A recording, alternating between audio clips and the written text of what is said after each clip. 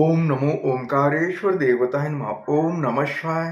ओम नमः शिवाय. अवधूत चिंतन श्री गुरुदेव दत्त. मंडळी, शंका समाधान या कार्यक्रमासाठी मी संगमेश्वर गिरी श्री क्षेत्र ओंकारेश्वर देवस्थान बिलोद्यान जाणेगाव इथून आपलं सर्वांचं हार्दिक स्वागत करतो. मंडळी, आज जो प्रश्न आहे तो गुरुमंत्र याबद्दल. तर आता गुरुपौर्णिमा होऊन जवळजवळ आता 10-12 दिवस झालेत. आता कुणी म्हणजे जी दीक्षा घेतलेली मंडळी, ऑनलाईन दीक्षा घेतलेली ती मंडळी मेसेज करतात, कुणी फोन करतं, महाराज म्हणले गुरुमंत्र म्हणजे काय होता हो. एक दुसरी गोष्ट, जे आपला नेम आहे, काय नेम असतो, ज्या देवाची आपण दीक्षा घेतली,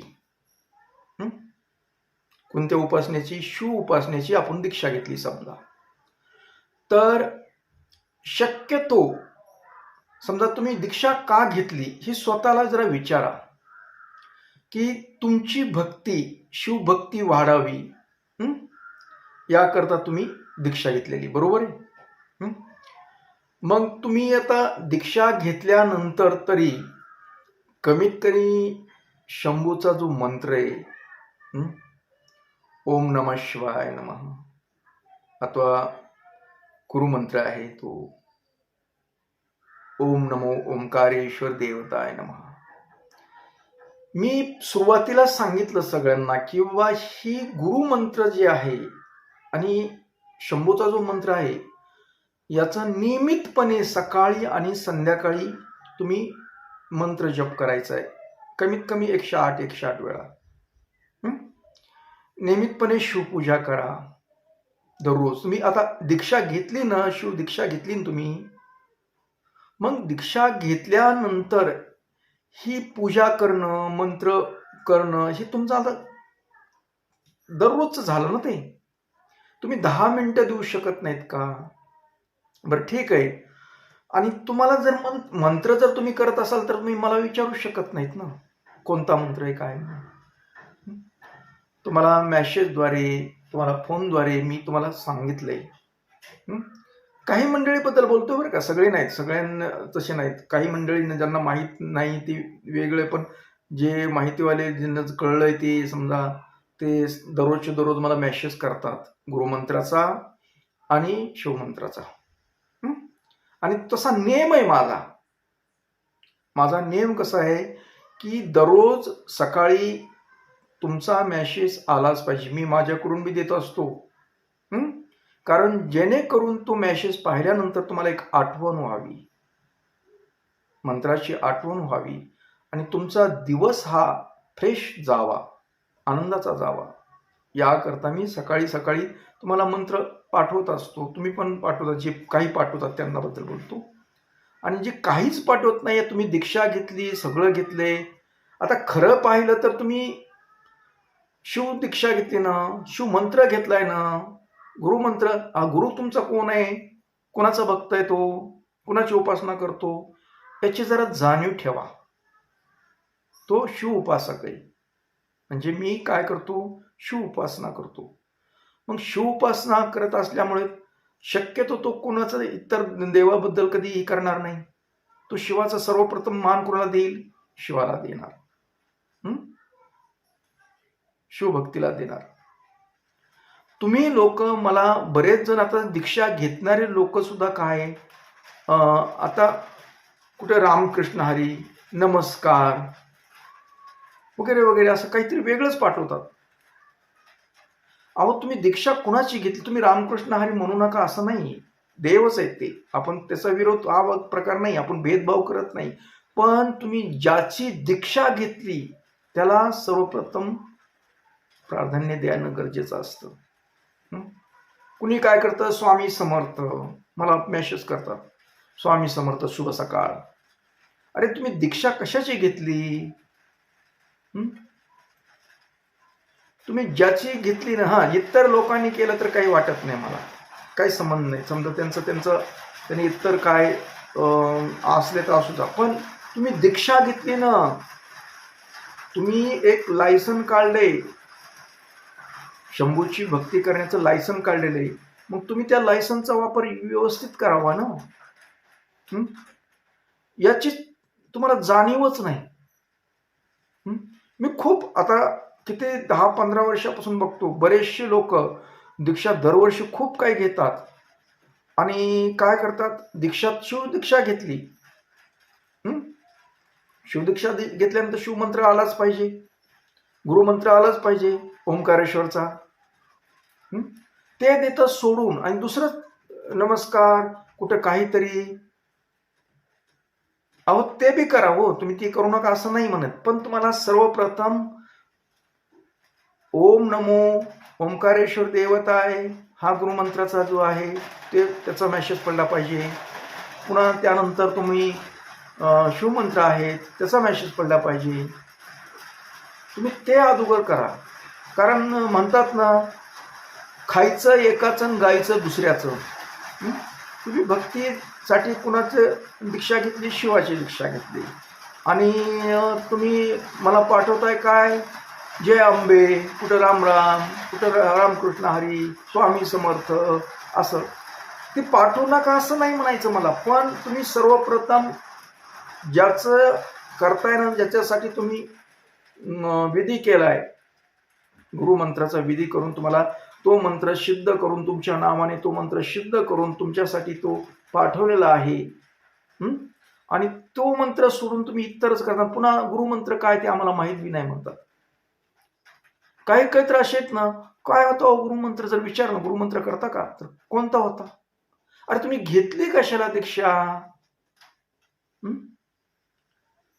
तुम्हाला दीक्षा घेणं म्हणजे तुम्ही भक्ती करणं, शिवाची भक्ती करणं, यासाठी तुम्ही दीक्षा घेतलेली, लक्षात घेत जा.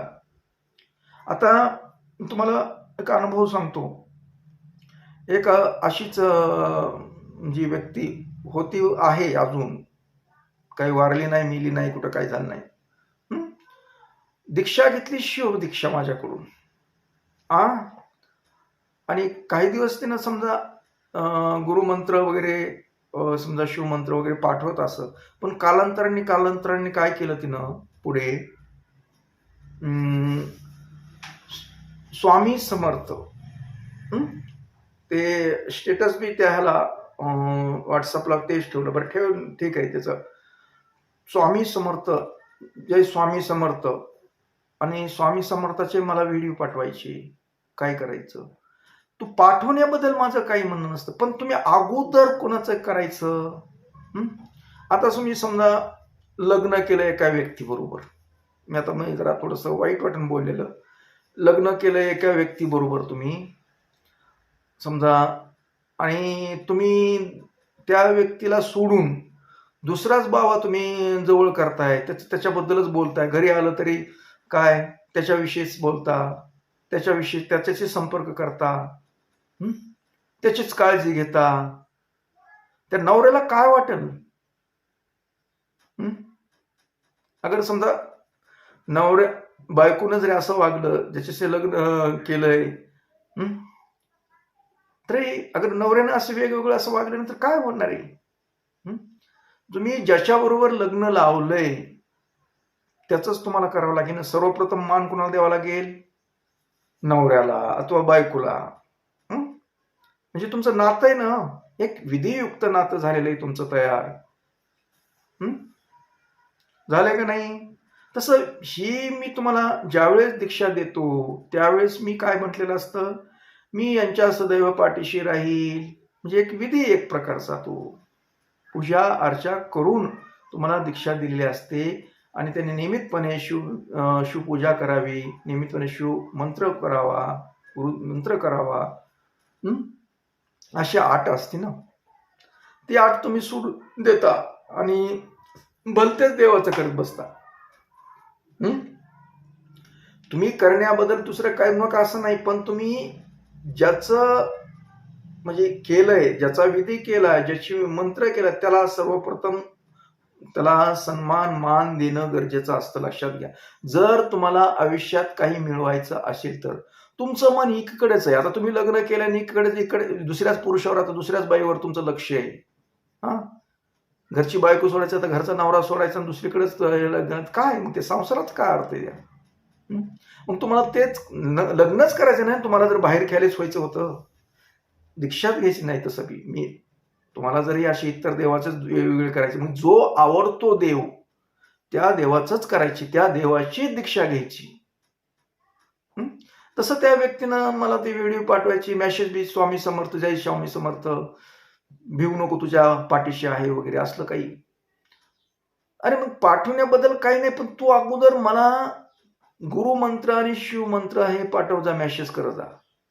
आणि मी पण तेच करतो ना, पाठवतो. मी कधी पाठवत नाही इतर याचं, नाही पाठवत. आणि तुमच्या माहितीचं सांगतो, मी एक निष्ठ राहिलोय. वयाच्या 3-4 वर्ष मला कळत बी नव्हतं, तेव्हापासून शिवभक्ती करतो मी, लक्षात घ्या.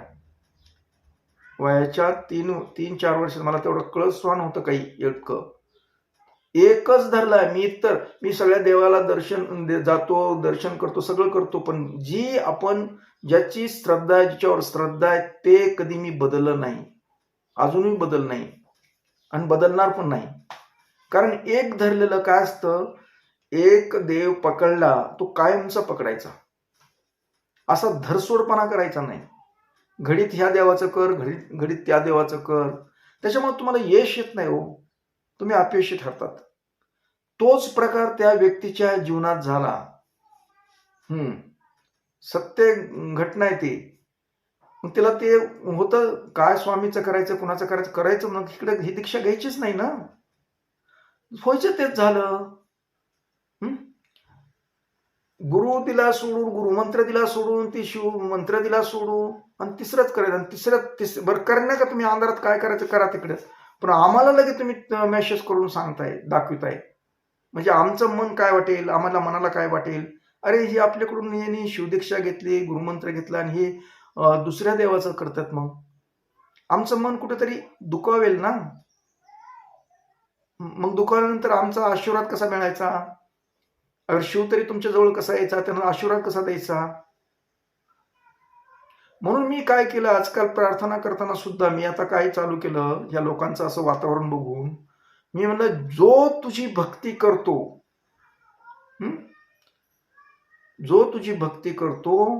जो तुझा मंत्र करतो, त्यालाच तू आशीर्वाद दे, तू त्याला स्पर्श कर, त्याची समस्या दूर कर, असं मी प्रार्थना करतो दररोज सुद्धा. आता मी ती सोडून दिलंय. तुम्ही कोणाचे बी करा, मी आपलं तुमच्यासाठी प्रार्थना करायचं नाही, आता ते बंद केलं मी. कारण जो तुझ्या सानिध्यात आहे, तुझी मंत्र साधना काय करतो, तुझी भक्ती करतो, त्यालाच तुझा आशीर्वाद असला पाहिजे. कारण इतर खायचं एकाचं आणि गायचं दुसऱ्याचं नाही जमणार. ही तुम्ही दीक्षा घेता एकाची आणि मला मेसेज करता इतर देवाचे. तुम्हाला तुमच्या मनात श्रद्धा आहे तर मला मेसेज बी करू नका तुम्ही. ज्यांना समजा नाही दीक्षा वगैरे काही घेतलं, त्यांना करायला काय अडचण नाही. तो काही समजा त्यांना लायसन्स काढणे, आपल्याकडून काही घेतलेलंच नाही दीक्षा वगैरे काही, तर त्याला काही अडचण नाही. त्याच्याबद्दल माझ्या मनात काही येत बी नाही. आणि खरं पाहिलं तर ज्यानं दीक्षा घेतली ना, त्यानं नेम पाळायलाच पाहिजे. सोमवार उपवास धरायला पाहिजे, प्रदोष धरायला पाहिजे, शिवरात्री धरायला पाहिजे. आपण उपासना करण्यासाठी दीक्षा घेतलेली, लक्षात घ्या. तुम्हाला जर काही मिळवायचं असेल जीवनामध्ये, माणूस म्हणून चांगलं व्हायचं असेल, तर ज्याचं तुम्ही करायला घेतलं आहे, ज्या देवाची दीक्षा घेतली आहे, त्या देवाचंच अगोदर करणे, नंतर बाकीचं बघणे. काय म्हणतात ना, घरचे वाईट आणि बाहेरचे चांगले, असला प्रकार आहेत मी. तसं नाही करायचं. तुम्हाला जर काही मिळवायचं असेल ना, तर मी जे सांगितलेलं आहे, तुम्ही जी दीक्षा घेतली त्या पद्धतीने चला, नंतर तुम्ही तो विषय सोडून द्या, क्लोज करून टाका तिथंच, काय अडचण नाही. कारण मला पण खुगीर भरती नकोय. आणि कधी तुम्हाला एक विनंती, नम्र विनंती करतो, तुम्ही अगोदर मला शिवमंत्र, गुरुमंत्र याचा मेसेज असला पाहिजे, नंतर तुम्ही इतर कुठले काय करायचं ते करायचं. माझ्याकडे जर पाठवतो सुद्धा त्याची काळजी घ्या. मला जर वारंवार दीक्षा घेणाऱ्याचे असे जर मेसेज पडले ना, तर मी माझ्या मेमरीतून काढून टाकील तुम्हाला. कारण आता कडक वागल्याशिवाय पर्याय नाही. कारण नुकसान तुमचं होतं, माझं नुकसान होत नाही. कारण आम्ही तुमच्यासाठी बोंबा मारायच्या, समजा मंत्र साधना करायची, माझ्या शिष्यांना तुझा आशीर्वाद असू दे, त्यांच्या इच्छा मनोकामना पूर्ण कर. यासाठी मी मंत्र साधना करायची, दररोजचे दररोज तुमच्या नावाने मंत्र सिद्ध करायचा, आणि तुम्ही आपलं निघालात उधळत दुसरीकडेच कोणकडे. तुम्हाला उधळतच जायचं होतं तर मग आमच्याकडे कशाला आला होता तुम्ही? ज्याने ज्यानं असं केलेलं आहे पूर्वी, ते आज म्हणजे तुम्हाला भीती नाही सांगायलो, सत्य घटना सांगतोय. जे जे लोकांमध्ये समजा शिवाची दीक्षा घेऊन त्यांच्या मनामध्ये इतर देव घुसले ना, ते कायमचे बिघडले. खेतना ते तर माकड तमाशात झालं त्यांचं काम. त्या बी देवाचं नाही जमलं आणि ह्या बी देवाचं नाही जमलं. आणि कधी बी लक्षात घ्यायचं, एकदा ज्या देवाची दीक्षा घेतली ना, ते जीवनभर ते सांभाळायचं असतं. तुम्ही कुणाची बी घ्या, शिवाचं घ्या, कुठल्या देवाचं घेतलंय ना तुम्ही, तर कुणाची बी घेतले असेल तर ते मरेपर्यंत तेच करायचं. धरसोडपणा करायचा नाही. अर्ध हे देवाचं अर्ध ते देवाचं, घडीत हे देव, असं नाही करत. देव सगळेच मानायचे, पण सर्वप्रथम आपण ज्याची दीक्षा केली, कुठल्याही देवाची घेतली असेल, कोणाही गुरुकडून घेतली असेल तरी गुरुमंत्र आणि तुम्हाला जो देवाचं, ज्या देवाची उपासना करायला असेल ते करत राहायचं. तरच तुमचं कल्याण आहे, नाहीतर काही उपयोग नाही. एवढं तुम्ही पूजा अर्चा करून कुठलीही तुम्हाला साधना सफल होणं, तुमची साधना सफल होणार नाही, मी तुम्हाला सांगतो. हे आज मला काही गोष्टी खटकल्या, काही जणांचे फोन आले होते ना, त्याच्याबद्दल मला एवढं बोलायचं आलंय. तर असो, शेवटी तुमचा निर्णय. तुम्हाला योग्य असेल तर ही माझं सांगितलेलं ऐकता, नसेल तर सोडून द्या. फक्त मी तुम्हाला सूचना देतो, तुम्हाला सर्वप्रथम शिवमंत्राची दीक्षा घेतली, शिवमंत्र वगैरे करणं गरजेचं आहे, गुरुमंत्र करणं गरजेचं आहे. एवढं जाता जाता सांगतो आणि हा कार्यक्रम इथेच थांबवतो. ओम नमः शिवाय नमः. ओम नमो ओंकारेश्वर देवताय नमः.